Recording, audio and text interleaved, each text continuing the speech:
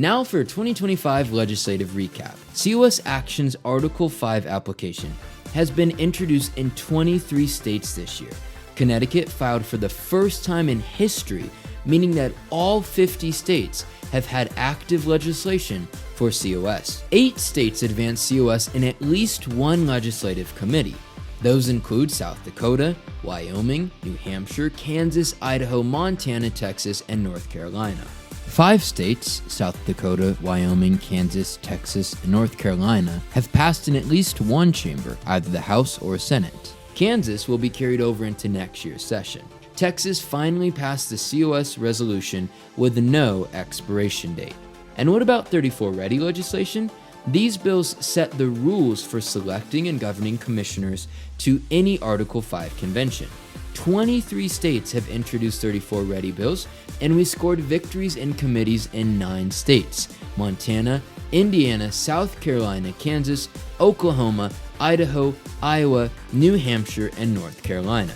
4 states have passed 34 Ready in one chamber or the other, including Oklahoma, Indiana, Montana, and North Carolina, and Indiana became the first state to successfully adopt our 34 Ready legislation.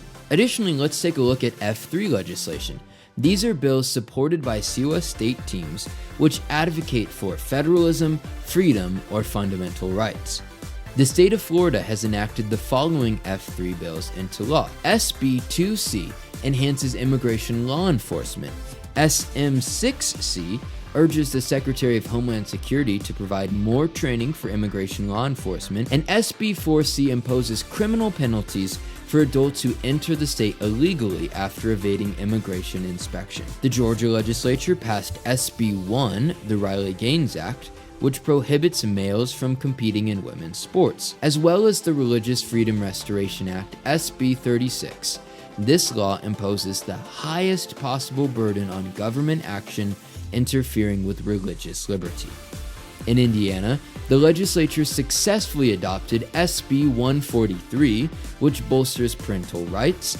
In Tennessee, the legislature passed the Medical Ethics Defense Act, prohibiting healthcare providers from being compelled to provide for or pay for procedures that violate their conscience. And finally, in the West Virginia legislature, we passed Senate Bill 299, prohibiting transgender surgeries and medications for minors. Congratulations to COS activists across the country for these important victories, and thank you for your efforts on these and many other pieces of legislation.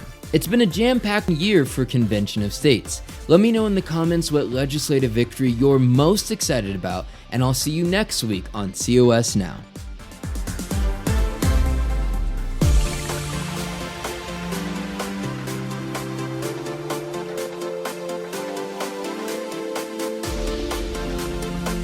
What do we want?